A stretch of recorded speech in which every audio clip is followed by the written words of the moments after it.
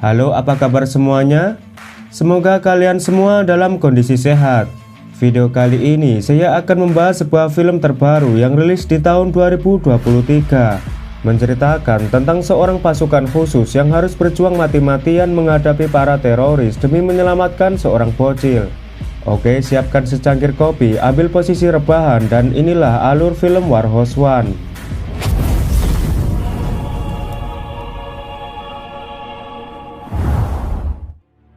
Film dimulai memperlihatkan situasi genting, di mana ada kelompok pemberontak yang terhubung dengan Taliban menguasai sebuah kota di Pakistan. Mereka juga memburu keluarga Walters yang merupakan warga kebangsaan Amerika yang dianggap menjadi mata-mata.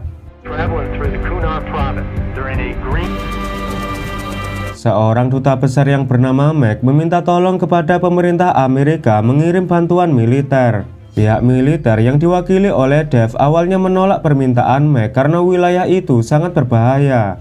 Mac pun berusaha membujuknya dan memberitahu bahwa di keluarga Walters ada seorang anak kecil. Dave, listen, I need your help. And their kids.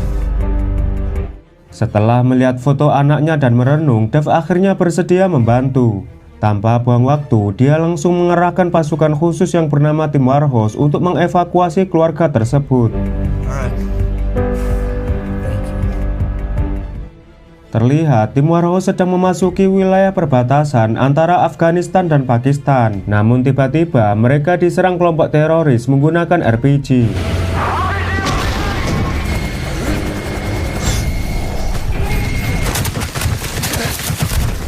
Kejadian tersebut ada seorang yang terpental dan berhasil selamat. Dia adalah pemimpin tim Warhorse yang bernama Richard Mirko. Beberapa saat kemudian, Mirko terbangun dengan sempoyongan seperti orang kebanyakan makan kecubung. Kemudian, Mirko menghubungi rekannya satu persatu, berharap rekannya ada yang masih selamat.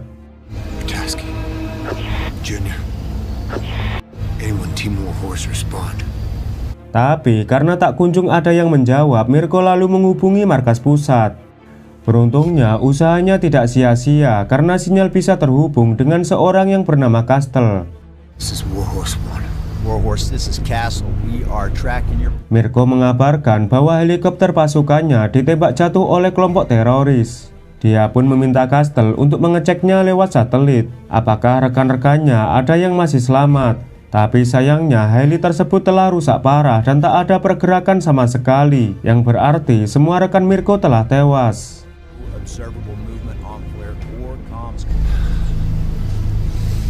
Di tengah pembicaraan, Mirko melihat ada 3 anggota teroris yang sedang berada di atas bukit.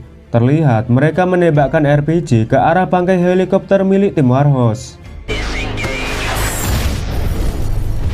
Mirko segera berlari mencari tempat persembunyian untuk menyerang mereka.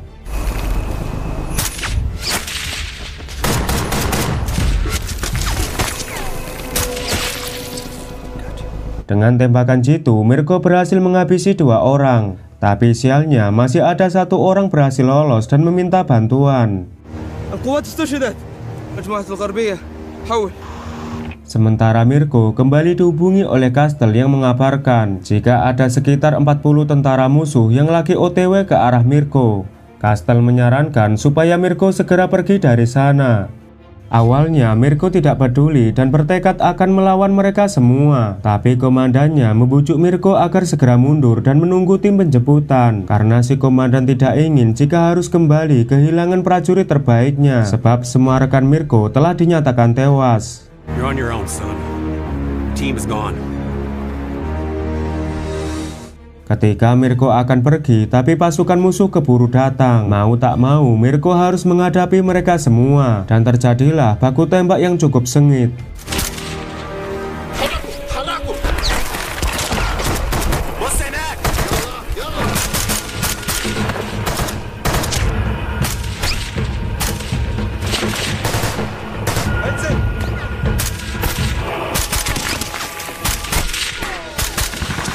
Meski seorang diri, sejauh ini Mirko berhasil menahan serangan musuh. Akan tetapi, amunisinya tidak cukup untuk menghabisi semuanya. Alhasil, dia pun memutuskan untuk melompat ke sungai.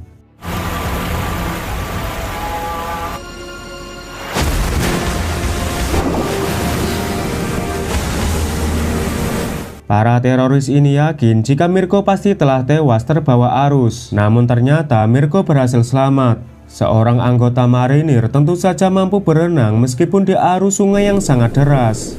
Kemudian Mirko kembali masuk ke dalam hutan.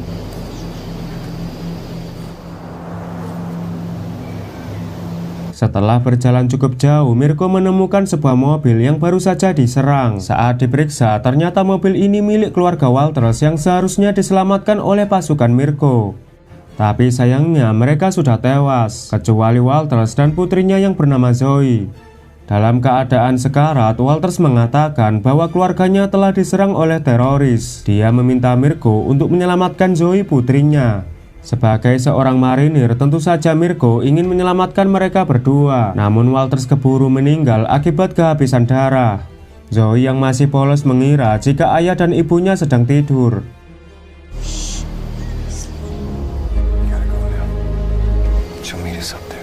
Setelah dibujuk, akhirnya Zoe pun mau ikut bersama Mirko. Mereka pun segera pergi untuk keluar dari wilayah tersebut. Di sisi lain, para teroris kembali mendatangi mobil milik keluarga Walters. Kemudian kita diperkenalkan dengan pemimpin teroris yang bernama Majid. Ini bebenguknya. Majid mengatakan jika tentara Amerika yang sebelumnya nyemplung ke sungai sekarang masih hidup. Dan pastinya sekarang telah membawa Zoe yang sengaja mereka tinggalkan. Dia pun menyuruh anak buahnya untuk mencari Mirko dan Zoe. Bukannya langsung melaksanakan perintah, salah satu anak buahnya malah asik selfie dengan mayat. Dia bernama Yusuf yang biasanya dipanggil Ucup. Ketika Mirko dan Zoe lagi istirahat, bocil ini mengatakan nasihat ayahnya, di mana senjata tidak bisa menyelesaikan masalah. Mirko pun setuju dengan perkataan tersebut. Ia juga menjelaskan bahwa semua agama mengajarkan kebaikan, sementara musuh sebenarnya adalah orang jahat yang sering membawa-bawa agama sebagai dalih. Setelah istirahat, keduanya melanjutkan perjalanan menuju titik penjemputan.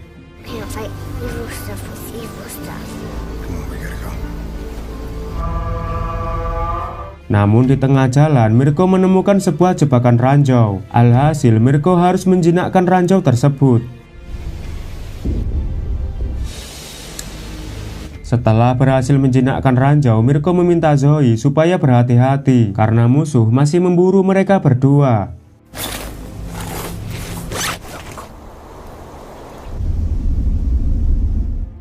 Dan benar saja, Mirko melihat dua orang musuh sedang mencari mereka di atas tebing. Tanpa pikir panjang, Mirko langsung menghabisi mereka dengan brutal.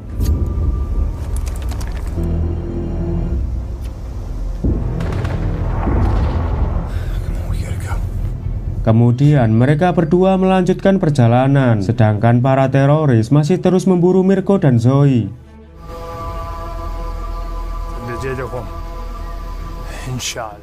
Mirko kembali menghubungi markas pusat untuk meminta jemputan.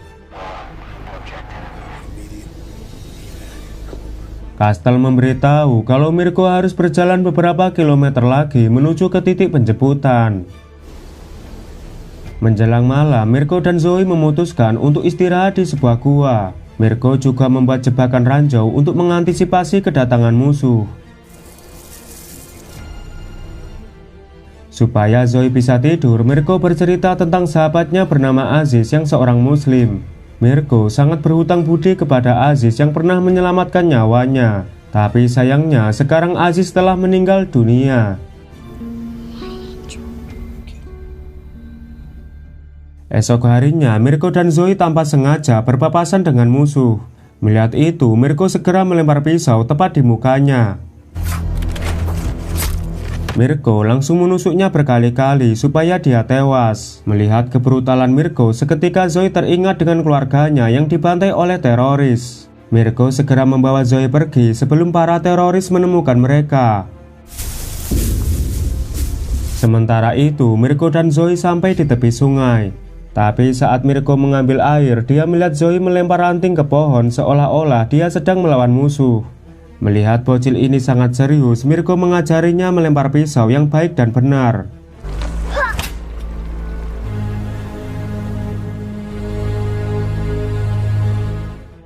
Saat Mirko memantau pergerakan musuh, tanpa sengaja Zoe bertemu Majid yang akan pulang ke markas. Mirko langsung menodongkan senjatanya ke arah Majid agar tidak macam-macam dengan Zoe. Majid yang terpojok, ia berdalih kalau dirinya warga sipil yang sedang mencari kambingnya. Alasan dia membawa senjata sebagai upaya menjaga diri karena wilayah ini sudah dikuasai oleh teroris. Majid menawarkan bantuan kepada Mirko untuk istirahat dan makan di rumahnya yang tak jauh dari sini. Mengetahui kalau Zoe yang belum makan, Mirko akhirnya mau menuju ke desa tempat tinggal Majid. Kemudian Mirko dihubungi oleh markas supaya datang tepat waktu di lokasi penjemputan. Mirko pun mengatakan kalau dia pasti datang tepat waktu. Tapi Mirko belum mengetahui kalau saat ini dia telah dikepung oleh beberapa anak buah Majid dan baku tembak pun terjadi.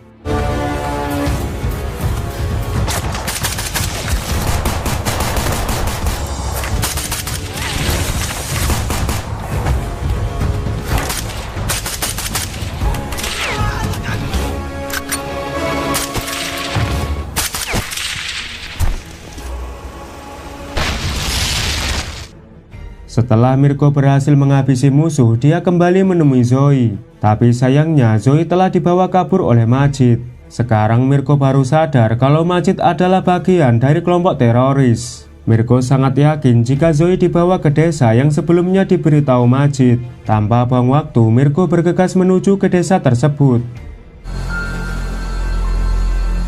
Tapi di tengah perjalanan, Mirko tak sengaja bertemu dengan anak buah Majid yang berjaga di pintu masuk desa.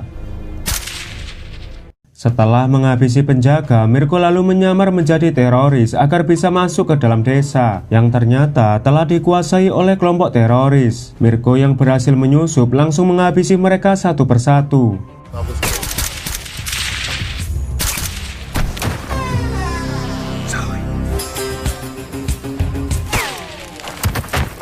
Mirko bertanya kepada orang yang tersisa mengenai di mana mereka menyandra Zoe. Karena sedang terancam, pada akhirnya orang itu menyerah dan membawa Mirko ke tempat Zoe disandra. Namun saat menuju ke sana, Mirko harus melewati beberapa tentara musuh yang sedang berjaga.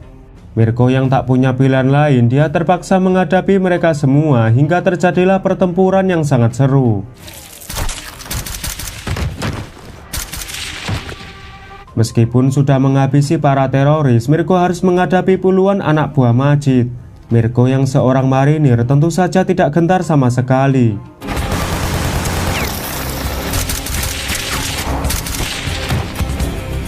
Ketika Mirko akan masuk ke sebuah rumah yang diyakini tempat Zoe disandra, dan tiba-tiba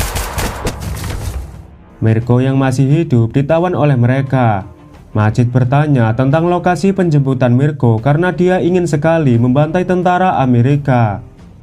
Ternyata Majid mempunyai dendam kepada Amerika karena telah membantai keluarga serta warganya yang tak bersalah. Sementara Zoe sedang dikurung dan dijaga oleh Ucup. Tapi Zoe sangat ketakutan melihat mukanya si Ucup yang mirip Balmond. Mendengar teriakan Zoe, anak buah Majid langsung memeriksanya sehingga Majid tidak terkawal. Tentu saja Mirko memanfaatkan kesempatan ini. Dia diam-diam melepaskan tali ikatan di tangannya, lalu yang terjadi, Mirko pun bergegas mengambil amunisi dan senjata karena sekarang ia harus mencari Zoe dan melawan pasukan musuh.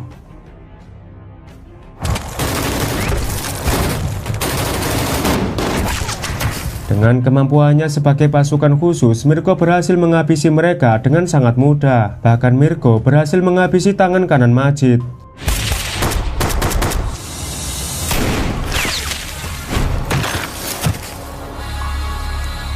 Kemudian Mirko menembak lato-lato milik Ucup. Saat dia kesakitan, Mirko pun menembak kepalanya. Mirko akhirnya berhasil menemukan tempat Zoe dikurung. Tak disangka Zoe memanggilnya dengan sebutan ayah. Mendengar itu membuat Mirko terharu. Namun ketika hendak menyelamatkannya dan tiba-tiba, meski sedang terluka, Mirko berhasil bangkit dan menembak musuh yang menikamnya.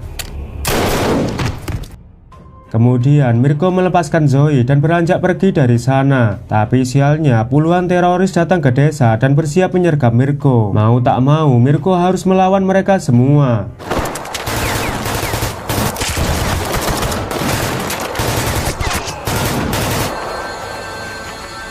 Mirko yang khawatir jika Zoe akan menjadi korban, ia pun segera kabur menuju ke lokasi penjemputan yang berada di atas bukit. Terjadi aksi kejar-kejaran yang sangat menegangkan.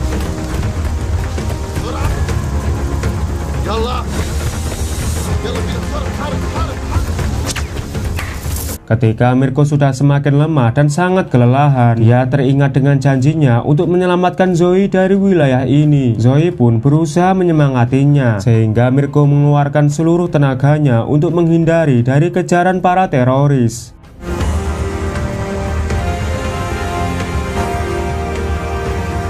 Ketika Mirko hampir sampai di atas bukit, tapi kali ini dia benar-benar sudah tak kuat lagi berlari. Mirko akhirnya menjadikan dirinya sebagai tameng agar para teroris hanya akan menghabisi dirinya. Sementara Zoe mengambil pisau dan ingin melawan mereka. Para teroris yang mengetahui jika Mirko telah menyerah, mereka pun berjalan dengan santai menghampiri Mirko. Ketika mereka akan menghabisi Mirko, namun yang terjadi, akhirnya pasukan khusus yang ditugaskan untuk menjemput Mirko datang di waktu yang tepat.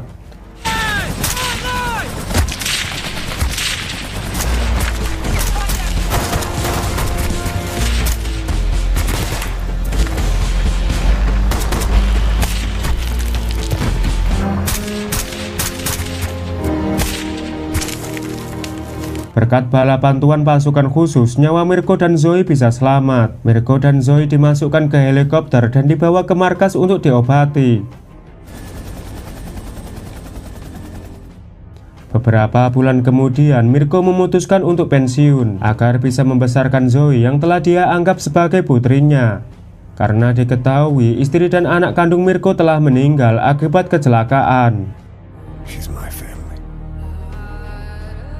Dan film pun tamat. Oke lur, terima kasih sudah menonton film ini sampai selesai. Mohon maaf jika masih banyak kekurangan dan sampai jumpa di video selanjutnya.